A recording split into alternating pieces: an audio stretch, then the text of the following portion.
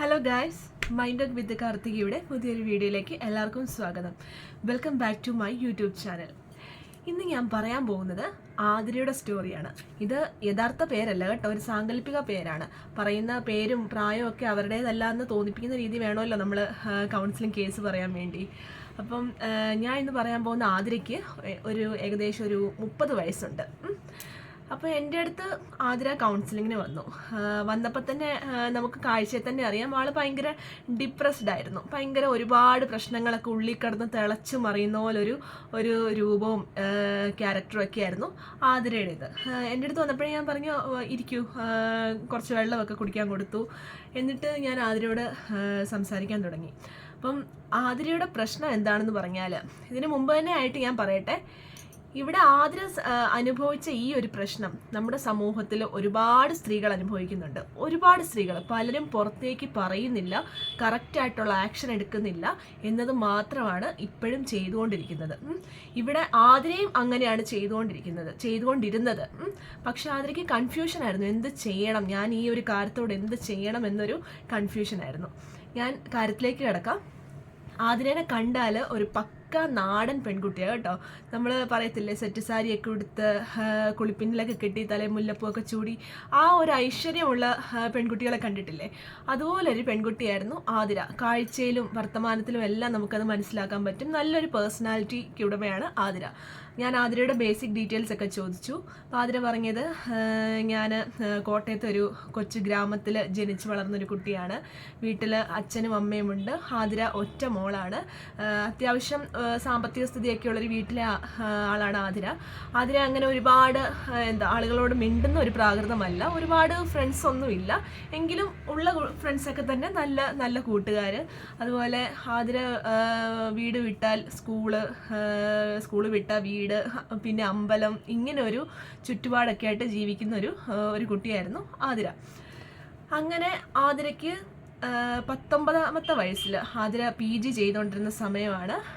MSc computer science അങ്ങനെ ഒരു course പഠിച്ചുകൊണ്ടിരിക്കുന്ന സമയമായിരുന്നു. ആ സമയം ഒരു റിലേറ്റീവിൻ്റെ കല്യാണത്തിന് പോകുമ്പോൾ നമുക്കറിയാലോ, ആ ഒരു 19, 20, 21 ആ പ്രായത്തിലുള്ള പെൺകുട്ടികളെയൊക്കെ കണ്ടാൽ അത്യാവശ്യം ചില കല്യാണാലോചനകളൊക്കെ ഇങ്ങോട്ട് വരും.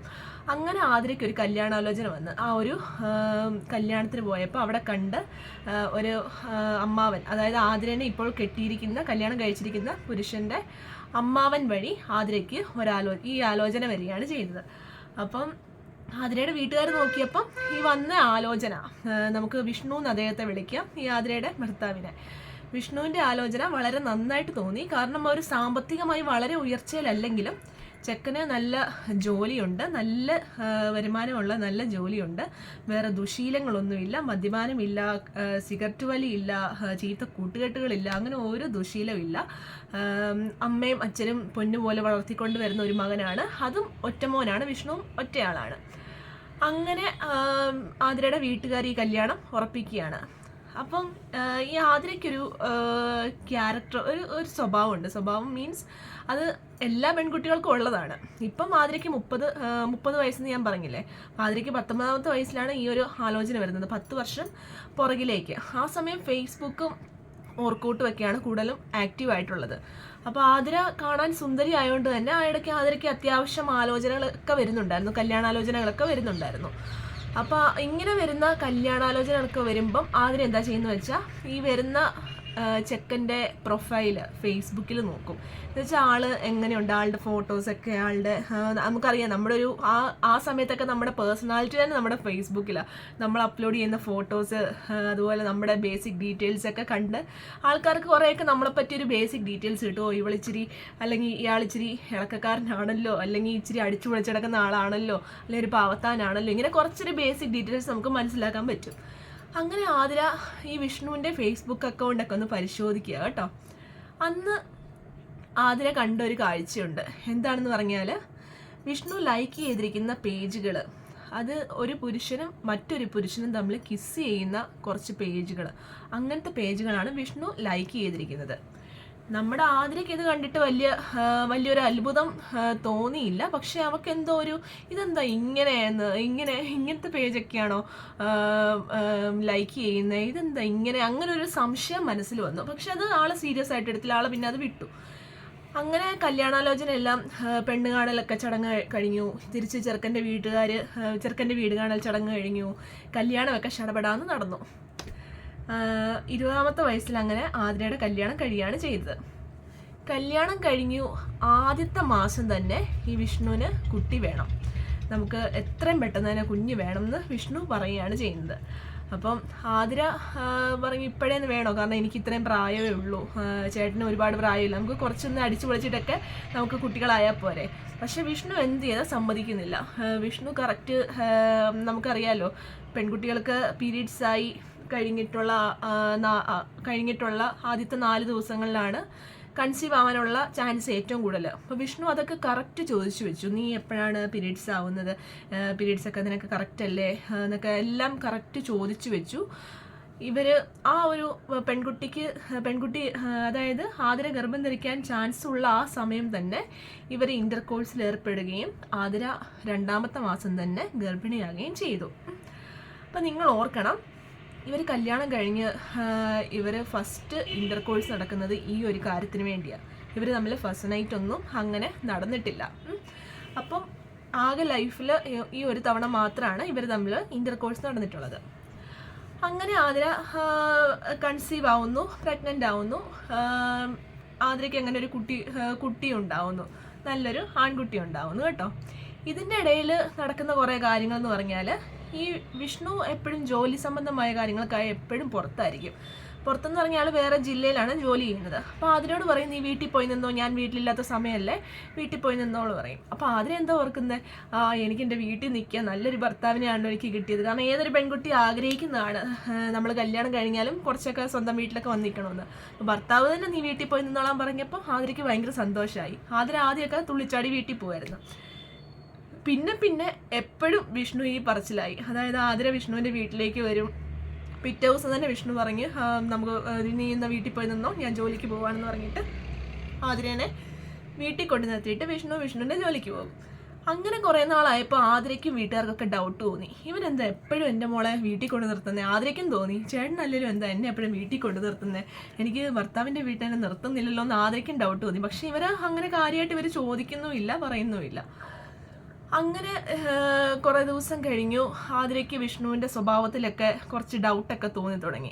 അപ്പം എന്നോട് ആതിര ഇതിനു മുമ്പ് പറഞ്ഞൊരു കാര്യമുണ്ട്, ഈ കഥ പറയുന്നതിന് മുമ്പ് ആതിര എന്നോട് പറഞ്ഞൊരു കാര്യമുണ്ട്. ഞാൻ ഇതിനു മുമ്പ് 5-6 കൗൺസിലിങ്ങിന് പോയിട്ടുണ്ട്. പക്ഷേ എനിക്ക് എൻ്റെ പ്രശ്നം തുറന്നു പറയാൻ പറ്റുന്നില്ല മാഡം, എനിക്ക് എന്താണെന്നറിയത്തില്ല, എൻ്റെ കറക്റ്റ് പ്രശ്നം എനിക്ക് പറയാൻ പറ്റുന്നില്ല. ഇവിടെ എൻ്റെ അടുത്ത് കൗൺസിലിങ്ങിന് വന്നപ്പോൾ പോലും ആദ്യത്തെ ഒരു അരമണിക്കൂർ, നിങ്ങൾ ഓർക്കണം, ആദ്യത്തെ ഒരു അരമണിക്കൂറൊക്കെ എന്നോട് പ്രശ്നമല്ല പറയുന്നത്, മറിച്ച് ആതിര ഇതുവരെ ലൈഫിൽ ഫേസ് ചെയ്തിട്ടുള്ള സങ്കടങ്ങളും വീട്ടിലെ സങ്കടങ്ങളും എൻ്റെ കുട്ടികളെ വളർത്തുന്ന ബുദ്ധിമുട്ടുകളും അങ്ങനെയൊക്കെയാണ് പല പ്രശ്നങ്ങളെല്ലാം കൂടി ഒരുമിച്ചിരുന്ന് പറയും എന്നോട്. അപ്പോൾ എനിക്കും അത് ഉള്ളിൽ തോന്നി, ഇത് കറക്റ്റ് ഈ കൊച്ചിൻ്റെ പ്രശ്നമല്ലല്ലോ ഈ പറയുന്നത്. കാരണം പല പ്രശ്നങ്ങൾ, സാധാരണ കോമൺ ആയിട്ടുള്ള ഇഷ്യൂസൊക്കെ തന്നെയാണ്, സിമ്പിളായിട്ട് നമുക്ക് പരിഹരിക്കാവുന്ന പ്രശ്നങ്ങളൊക്കെ തന്നെ ഈ പറഞ്ഞുകൊണ്ടിരിക്കുന്നത്. എനിക്കും അപ്പോൾ ഉള്ളിൽ തോന്നി, ആതിര ഞാൻ ഒന്ന് വ്യക്തമായി ചോദിക്കുകയാണ്, നിങ്ങൾക്ക് എന്തെങ്കിലും പ്രോബ്ലം എന്തെങ്കിലും നിങ്ങളുടെ ഉള്ളിൽ ഇങ്ങനെ കിടപ്പുണ്ടോ എന്ന് ചോദിക്കുമ്പോഴും ആതിരയ്ക്ക് അത് കറക്റ്റായിട്ട് പറയാൻ പറ്റുന്നില്ല. അങ്ങനെ ഈ കഥകളെല്ലാം പറഞ്ഞു വന്നപ്പോഴാണ് ആതിര പറയുന്നത്, ഞാൻ ചോദിച്ചു, ആതിര നിങ്ങളെ ഹസ്ബൻഡ് എപ്പോഴും നിങ്ങളുടെ വീട്ടിൽ കൊണ്ട് നിർത്തുമെന്ന് നിങ്ങൾ പറയുന്നു, വിഷ്ണുവിന് എന്തെങ്കിലും എക്സ്ട്രാ അഫെയർ ഉണ്ടോ എന്ന് ഞാൻ ചോദിച്ചു, അങ്ങനെ എന്തെങ്കിലും അറിയാമോ എന്ന് ചോദിച്ചു. അത് കേട്ടപ്പോൾ ആതിര എന്നോട് പറഞ്ഞു, മാഡം എൻ്റെ മനസ്സിലൊരു ഡൗട്ടാണ്, പക്ഷേ ഇത് ഞാൻ ആരോടും പറഞ്ഞിട്ടില്ല എന്ന് പറഞ്ഞിട്ടാണ് ആതിര എന്നോട് കുറച്ച് കാര്യങ്ങൾ പറയുന്നത്. അതായത് ഒരു ദിവസം രാത്രിയിൽ ഈ വിഷ്ണുവിൻ്റെ വീട്ടിൽ ഒരു ദിവസം ആതിര ഉണ്ടായിരുന്ന സമയം വിഷ്ണുവിന് ഭയങ്കര പനിയൊക്കെ ആയിപ്പം വിഷ്ണു പറഞ്ഞു, ആതിര ഞാനൊന്ന് അപ്പുറത്തെ റൂമിൽ കിടന്നോളാം, നീ കുട്ടിയായിട്ട് ഈ റൂമിൽ കിടക്കാൻ പറഞ്ഞു. അപ്പോൾ ആതിര ഓക്കെ ചേട്ടാ അപ്പുറത്തെ റൂമിൽ പോയി കിടന്നോ, കുട്ടിക്ക് വെറുതെ പനി വരുന്നുണ്ടല്ലോ. അങ്ങനെ ആൾ അപ്പുറത്തെ റൂമിലേക്ക് പോകുന്നു. രാത്രി ആയപ്പം ആതിര ബാത്റൂമിൽ എന്തോ പോകാൻ വേണ്ടി ഇറങ്ങി. റൂമിന് പുറത്തിറങ്ങിയപ്പം അപ്പുറത്തെ റൂമിൽ നിന്ന് ഭയങ്കര ചാറ്റ് ചെയ്യുന്ന മെസ്സേജിൻ്റെ ശബ്ദമൊക്കെ വരിക. അപ്പം ഇത് എന്താന്നിങ്ങനെ കുറച്ചു നേരം ഒളിച്ചു നിന്നൊക്കെ കേട്ട് നോക്കി. പക്ഷേ ഒന്നും അങ്ങോട്ട് മനസ്സിലാവുന്നില്ല. ഭയങ്കരമായിട്ട് മെസ്സേജ് ഇങ്ങോട്ട് വരുന്നു, ഇവിടുന്ന് അങ്ങോട്ട് അയക്കുന്നു, അങ്ങനത്തെ കുറച്ച് സൗണ്ട്സ് മാത്രം കേൾക്കുന്നുണ്ട്. അത് കഴിഞ്ഞ് കുറേ നേരം കഴിഞ്ഞപ്പം വിഷ്ണു വാതിൽ തുറന്ന് എന്തോ കാര്യത്തിന് വേണ്ടി പുറത്തിറങ്ങുക ചെയ്തത്. അപ്പോൾ ആതിര വിഷ്ണുവിൻ്റെ ഫോൺ എടുത്ത് ചെക്ക് ചെയ്തു. നോക്കിയപ്പോൾ ഈ ചാറ്റ് ലിസ്റ്റ് മുഴുവനും, അതായത് ഫേസ്ബുക്ക് ചാറ്റ് ലിസ്റ്റ് മുഴുവനും പുരുഷന്മാരുമായിട്ടുള്ള റൊമാൻറ്റിക് രീതിയിലുള്ള ചാറ്റിംഗ് ആണ്. ആതിര ഒരിക്കലും വിഷ്ണുവിൻ്റെ ഭാഗത്തുനിന്ന് ഇങ്ങനെ പ്രതീക്ഷിച്ചില്ല. കാരണം ആ കുട്ടിക്ക് അപ്പോഴും മനസ്സിലായിട്ടില്ല ഇത് എന്താ സംഭവിക്കുന്നത്, എൻ്റെ ഭർത്താവ് എന്താ ഇങ്ങനെ പെരുമാറുന്നത്. കാരണം പെൺകുട്ടികളുമായിട്ടാണ് ചാറ്റ് ചെയ്തിരുന്നെങ്കിൽ നമുക്കത് മനസ്സിലാക്കും, എൻ്റെ ഭർത്താവിന് വേറൊരു അഫെയർ ഉണ്ട്, അല്ലെങ്കിൽ എന്നേക്കാളും ഇഷ്ടം വേറെ പെൺകുട്ടികളാണെന്ന് മനസ്സിലാക്കാം. പക്ഷേ പുരുഷന്മാരുമായിട്ടുള്ള ചാറ്റ് ലിസ്റ്റ് കണ്ടപ്പോൾ ആതിരയ്ക്ക് അത് ഭയങ്കര ഡൗട്ടായി. ഇതെന്താ എൻ്റെ ഭർത്താവ് ഇങ്ങനെ ബിഹേവ് ചെയ്യുന്നു, ഇങ്ങനെ പെരുമാറുന്നതെന്നൊക്കെ ആതിര ഇങ്ങനെ ഭയങ്കര ഡൗട്ട്. ആതിര ഫോൺ അതുപോലെ തന്നെ അവിടെ വെച്ചു, മുറിയിൽ പോയി കടന്നു. അന്നത്തെ ദിവസം മുഴുവൻ ആതിരയ്ക്ക് എന്തോ മാനസിക ബുദ്ധിമുട്ടൊക്കെ ആയിട്ട് ആ കുട്ടി കട്ടിലേക്ക് കിടന്ന് കരങ്ങി തീർത്തു. പിറ്റേ ദിവസം ആയപ്പം വിഷ്ണു പതിവുപോലെ തന്നെ ഞാൻ ജോലിക്ക് പോവാണ്, നീ കുട്ടിയായിട്ട് വീട്ടിൽ പോയി നിന്നോ, ഞാൻ കുറച്ച് ദിവസം കഴിയും വരുമ്പോഴെന്നൊക്കെ പറഞ്ഞിട്ട് ഇറങ്ങി. പക്ഷേ വിഷ്ണുവിന് ആതിരയോട് ഭയങ്കര സ്നേഹമാണ് താനും, ഭയങ്കര സ്നേഹിച്ചും തലോടിയൊക്കെയാണ് വിഷ്ണു പോകുന്നത്. പക്ഷെ ആതിരയ്ക്ക് ഈ ചാറ്റ് ലിസ്റ്റ് കണ്ടപ്പോൾ തൊട്ട് ആൾക്ക് ഭയങ്കര ഡൗട്ടും, ഇതെന്താ നടക്കുന്നതെന്ന്. ആ കുട്ടിക്ക് ആരോടും പറയാനും പറ്റുന്നില്ല, ആരോട് ഷെയർ ചെയ്യാൻ പറ്റുന്നില്ല. കാരണം ഇത് എങ്ങനെ ആളുകളോട് പറയും എന്ന് ആ കുട്ടിക്ക് അറിയത്തില്ല. അങ്ങനെ വിഷ്ണു വീണ്ടും ജോലിക്ക് പോകുന്നു. ആതിരയുടെ വീട്ടിലും പോകുന്നു. അങ്ങനെ ആതിരയുടെ അമ്മയോട് ഈ കാര്യം പറയുക, അമ്മേ ഞാൻ ഇങ്ങനെ ഒരു കാര്യം കണ്ടുപിടിച്ചു, വിഷ്ണു ചേട്ടൻ്റെ ഫോൺ ഞാൻ നോക്കിയപ്പം പുരുഷന്മാരുമായിട്ടുള്ള റൊമാൻറ്റിക്, അതായത് നമ്മൾ പോലും കാണാൻ പറ്റാത്ത പോലത്തെ ചാറ്റിംഗ് ഒക്കെയാണ് പുരുഷന്മാരുമായിട്ട് ചേട്ടനുള്ളത്. ഇതെന്താ ഇങ്ങനെ, എനിക്ക് മനസ്സിലാവുന്നില്ല. അപ്പം അമ്മ നോക്കിയപ്പം അമ്മയ്ക്കത് പെട്ടെന്ന് എന്തോ കാര്യം മനസ്സിലായി. അമ്മ പറഞ്ഞു, ആതിര അവനെന്താ ഇങ്ങനെ പെരുമാറുന്നത് എനിക്ക് മനസ്സിലാവുന്നില്ല, നീ ഇതൊന്നും ഓർത്ത് വിഷമിക്കണ്ട, അവന് വേറെ ദുശീലമൊന്നും ഇല്ലല്ലോ. അമ്മ അതേവായി തന്നെ അമ്മ പറഞ്ഞ വാക്കുകളാണ്, വേറെ ദുശീലമൊന്നും ഇല്ലല്ലോ, മദ്യപാനമില്ല, പുകവലിയില്ല, നല്ല ജോലിയുണ്ട്, നീ ഇത് ചിലപ്പോൾ തമാശയ്ക്കായിരിക്കും, നീ ഒന്നും കാര്യമായിട്ട് എടുക്കണ്ട എന്നൊക്കെ പറഞ്ഞ് അമ്മ ആതിരേനെ ഒഴിവാക്കി വിടുക കേട്ടോ. അപ്പം ആതിരയെ ഓർത്ത് സ്വന്തം അമ്മ പറയുന്നതല്ലേ, സ്വന്തം അമ്മ പറഞ്ഞാൽ അതായിരിക്കും ശരിയെന്ന് ആതിരയും ഓർത്ത്. കാരണം ആ കുട്ടിക്ക് അത്രയുള്ള ബുദ്ധിയേ ഉള്ളൂ. അപ്പം അങ്ങനെ ആതിര തിരിച്ച് ഹസ്ബൻഡിൻ്റെ വീട്ടിൽ പോവുക. വിഷ്ണു വരുന്ന ദിവസം വിഷ്ണുവിൻ്റെ അടുത്ത് പോവുക. അന്ന് രാത്രിയിലും ഇതുപോലെ തന്നെ ആതിരയുടെ ഫോണിലേക്ക് കുറച്ച് അശ്ലീല വീഡിയോസ് വിഷ്ണുവിൻ്റെ വാട്സപ്പിൽ നിന്ന് വരിക. ആതിര നോക്കിയപ്പോൾ പുരുഷനും തമ്മിലുള്ള എന്താ പറയുക, ലൈംഗിക വീഡിയോസ്, അനാവശ്യ വീഡിയോസ്, അങ്ങനെ ഒരു 3 വീഡിയോസ് ആതിരയ്ക്ക് വരിക ചെയ്യുന്നത്. അത് കണ്ടപ്പോൾ ആതിരയുടെ കൺട്രോൾ പോയി. ആതിര പൊട്ടിത്തെറിച്ച് ആതിര നേരെ വിഷ്ണുവിൻ്റെ അടുത്ത് പോയി, ഇതെന്താ നിങ്ങൾ എനിക്ക് അയച്ചിരിക്കുന്നതെന്ന് ചോദിച്ചു. വിഷ്ണു ഒരു നിമിഷം പകച്ചുപോയി കേട്ടോ. കാരണം വിഷ്ണു വേറെ ആർക്കും അയച്ച വീഡിയോ ആണ് ആതിരയ്ക്ക് അറിയാതെ ചെന്നിരിക്കുന്നത്. വിഷ്ണു പറഞ്ഞു, അയ്യോ ഇത് ഞങ്ങളുടെ ഗ്രൂപ്പിൽ വരുന്നതാ, നിനക്കറിയാതെ വന്നതാ, ഞാൻ മനഃപൂർവ്വം ചെയ്തതല്ല, ഇങ്ങനെ കുറേ ആണുങ്ങളുടെ കുറേ ഗ്രൂപ്പുകളുണ്ടല്ലോ, ജോലി സംബന്ധമായുള്ള ഗ്രൂപ്പുകളൊക്കെ ഉണ്ടല്ലോ, അതിലൊക്കെ വന്നതാന്ന് പറഞ്ഞു. പക്ഷെ ആതിര വിട്ടുകൊടുക്കാൻ തയ്യാറായില്ല. ആതിര ഭയങ്കരമായിട്ട് ദേഷ്യപ്പെട്ടു. എനിക്ക് മനസ്സിലാവുന്നുണ്ട് നിങ്ങൾ എന്താ ഇങ്ങനെയെന്നൊക്കെ ആതിരയും കുറേ ചോദിച്ചു. അന്ന് രാത്രി അവർ തമ്മിൽ ചെറിയൊരു വഴക്കൊക്കെ ഉണ്ടാവുന്നു. ആതിര പിറ്റേ ദിവസം വീട്ടിൽ പോകുന്നു. പിറ്റേ ദിവസം തന്നെ ആതിര കുട്ടീനെ വിളിച്ച് വീട്ടിൽ പോവുകയാണ് ചെയ്യുന്നത്. എന്നിട്ട് ആതിരയ്ക്ക് ഭയങ്കര ഡൗട്ട്, എന്ത് ചെയ്യണം എന്നുള്ള ഭയങ്കര സംശയം. ഈ എന്ത് ചെയ്യണം എന്നൊരു കൺഫ്യൂഷൻ ഇരിക്കുന്നതുകൊണ്ട് തന്നെയാണ് ആതിര 4-5 കൗൺസിലിങ്ങിനൊക്കെ പോയത്. പക്ഷെ അവിടെ ചെന്നിട്ടൊക്കെ ആതിരയ്ക്ക് ഈ പ്രശ്നം തുറന്നു പറയാൻ പറ്റുന്നില്ല. കാരണം ആ കുട്ടിക്ക് എന്നിട്ടും മനസ്സിലാവുന്നില്ല, ഇനി എൻ്റെ മിസ്റ്റേക്കാണോ, ആതിര സ്വയം ചിന്തിക്കുന്നത് എൻ്റെ മിസ്റ്റേക്കാണോ, ചേട്ടൻ അങ്ങനെ അല്ലായിരിക്കും, ചിലപ്പം ചേട്ടൻ പറഞ്ഞ പോലെ ഗ്രൂപ്പിൽ വല്ലതും വന്നതായിരിക്കും, എനിക്കറിയാതെ വന്നതായിരിക്കും എന്നൊക്കെ ആതിര ചിന്തിക്കുന്നുണ്ട്. പക്ഷേ വേറൊരു കൺഫ്യൂഷനിൽ നിൽക്കുക, ഇനി ശരിക്കും ചേട്ടൻ അങ്ങനെയാണോ എന്നൊരു രീതിയിൽ. എന്നിട്ട് ഇതാണ് ആതിരയുടെ മെയിൻ പ്രശ്നം. എൻ്റെ അടുത്തേക്ക് ആതിര പറഞ്ഞു വന്നതും ഇത് തന്നെയാണ്. എൻ്റെ മനസ്സിൽ ശരിക്കും ഇതാണ് മാഡം എന്നെ അലട്ടിക്കൊണ്ടിരിക്കുന്ന പ്രശ്നം. ഇപ്പം ഞങ്ങൾ കല്യാണം കഴിഞ്ഞിട്ട് ആതിരയുടെ 19ാമത്തെ വയസ്സിൽ കല്യാണം കഴിഞ്ഞതായി. ഇപ്പം ആതിരയ്ക്ക് 30 വയസ്സുണ്ട്. 11 വർഷമായി കല്യാണം കഴിച്ചിട്ട്. ഈ 11 വർഷമായിട്ട് ഞങ്ങൾ ഇതുപോലുള്ള ഒരു ലൈഫാണ്. ഞങ്ങളുടെ ഇടയ്ക്ക് സെക്ഷൽ ഇൻ്റർകോഴ്സ് ഇല്ല. കുട്ടി ഉണ്ടാവാൻ വേണ്ടി മാത്രം ഒരു തവണ ഞങ്ങൾ ചെയ്തു. അത് മാത്രമേ ഉള്ളൂ. അത് അല്ലാതെ ഞങ്ങളുടെ ഇടയ്ക്ക് അങ്ങനെ ഒന്നുമില്ല. പക്ഷേ വിഷ്ണു ചേട്ടൻ എന്നോട് വളരെ സ്നേഹത്തോടെയാണ്, നല്ലൊരു ബെസ്റ്റ് ഫ്രണ്ടിനോട് സംസാരിക്കുന്ന പോലെയൊക്കെയാണ് എന്നോട് സംസാരിക്കുന്നത്. അതുകൊണ്ട് എനിക്ക് മനസ്സിലാവുന്നില്ല ആളുടെ മനസ്സിൽ എന്താണെന്ന്. ഞാനുമായിട്ട് ഒരുമിച്ച് കടക്കാൻ പോലും ആൾക്ക് മടിയാണ്, ഇങ്ങനെയൊക്കെ പറയും. എന്നിട്ട് എന്നോട് ചോദിച്ചു, ആളുടെ സ്വഭാവം ശരിക്കും അതാണോ മാഡം എന്ന് ചോദിച്ചു.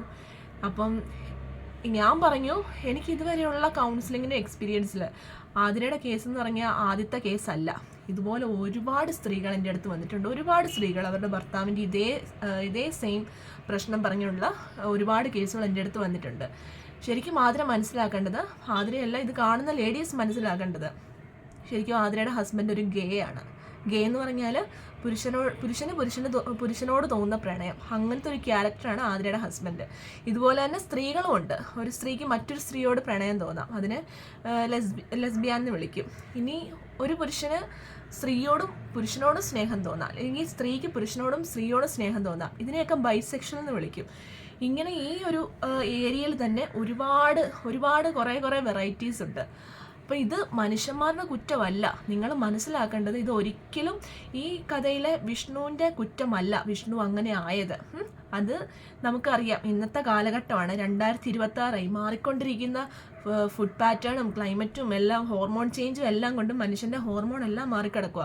നമുക്കറിയില്ല ഇനിയുള്ള ജനറേഷൻ എങ്ങനെയാവുമെന്നൊന്നും നമുക്കറിയില്ല. അപ്പോൾ ഇതൊരിക്കലും മനുഷ്യൻ്റെ തെറ്റല്ല എന്ന് നിങ്ങൾ മനസ്സിലാക്കുക. ഞാൻ ആതിരയോടും പറഞ്ഞു, ആതിര നിങ്ങൾ ആക്സെപ്റ്റ് ചെയ്യുക, നിങ്ങളുടെ ഹസ്ബൻഡ് ഒരു ഗേ ആണെന്ന് നിങ്ങൾ ആക്സെപ്റ്റ് ചെയ്യുക, നിങ്ങൾ മനസ്സുകൊണ്ട് അത് ആക്സെപ്റ്റ് ചെയ്യണം. ആതിര കുറേ പൊട്ടിക്കരഞ്ഞു കേട്ടോ. എനിക്കിങ്ങനെ മാഡം ഈ ഒരു അബദ്ധം പറ്റി, ഞാൻ എങ്ങനെ നടന്ന ആ കുട്ടിയാണെന്നറിയാമോ. ഞാൻ അമ്പലത്തിൽ പോയി അതുപോലെ പ്രാർത്ഥിച്ച് എല്ലാവരും സ്നേഹിച്ച് നല്ലതായിട്ട് നടന്ന ഒരാളാണ്, എൻ്റെ ലൈഫ് പോയില്ലേ എന്നൊക്കെ പറഞ്ഞ് ആതിര കുറേ കരഞ്ഞു കേട്ടോ. ഞാൻ അറിഞ്ഞു, ആതിര ഇത് നിങ്ങളുടെ ജീവിതത്തിൻ്റെ അവസാനമല്ല. നിങ്ങൾക്ക് ധൈര്യമായിട്ട്, നിങ്ങൾക്ക് ഒരു കുട്ടിയുണ്ട്, നിങ്ങൾക്ക് വിദ്യാഭ്യാസമുണ്ട്, നിങ്ങൾ സ്വന്തം കാലിൽ നിൽക്കാൻ നിങ്ങളൊരു ജോലി നേട്, നിങ്ങൾ ആ ജോലിയായിട്ട് മുന്നോട്ട് പോകും. വിഷ്ണുവായിട്ട് നിങ്ങൾക്ക് ഒരുമിച്ച് പോകാൻ പറ്റുന്നില്ലെങ്കിൽ തീർച്ചയായും ഡിവോഴ്സാണ് പരിഹാരമെങ്കിൽ അത് മേടിക്കുക, വിഷ്ണുവിനോട് ഓപ്പണായിട്ട് പറയുക. പിന്നെ എനിക്ക് ഇതുപോലുള്ള കാര്യങ്ങൾ എനിക്ക് പുരുഷന്മാരോട് പറയാനുള്ളത്, ഈ വീഡിയോ കാണുന്ന പുരുഷന്മാരൊക്കെയുണ്ട്, പുരുഷന്മാരും സ്ത്രീകളും ഉണ്ട്. ഞാൻ ഇതിനു മുമ്പ് ഒരു വീഡിയോയിൽ പറഞ്ഞിട്ടുണ്ട്, നമ്മുടെ ഐഡൻറ്റിറ്റി എന്താണെന്ന് നമുക്കേ അറിയത്തേ ഉള്ളൂ. ഇപ്പം നമ്മൾ ആണാണോ പെണ്ണാണോ എന്താണെന്ന് നമുക്കേ അറിയത്തേ ഉള്ളൂ. ഇപ്പം നമുക്ക് കല്യാണം കഴിക്കാനും ആഗ്രഹമൊക്കെ കാണും, പക്ഷേ വീട്ടുകാരുടെ നിർബന്ധത്തിനും അല്ലെങ്കിൽ സമൂഹത്തെ ബോധ്യപ്പെടുത്താനും ഒക്കെ നമുക്ക് കല്യാണം കഴിക്കേണ്ട സാഹചര്യം വന്നേക്കാം. പക്ഷെ നിങ്ങൾക്ക് അങ്ങനെ കല്യാണം കഴിക്കേണ്ട സാഹചര്യം വന്നെങ്കിൽ പോലും നിങ്ങളത് പാർട്ട്ണറോട് തുറന്നു പറയുക. ഞാൻ ഇങ്ങനെ ഒരു പേഴ്സണാലിറ്റിയാണ്, അല്ലെങ്കിൽ എൻ്റെ വ്യക്തിത്വം ഇങ്ങനെയാണെന്ന് നിങ്ങളത് പറഞ്ഞു നോക്കുക. അങ്ങനെ സ്വീകരിക്കുന്ന പാർട്ട്നേഴ്സും ഉണ്ട്.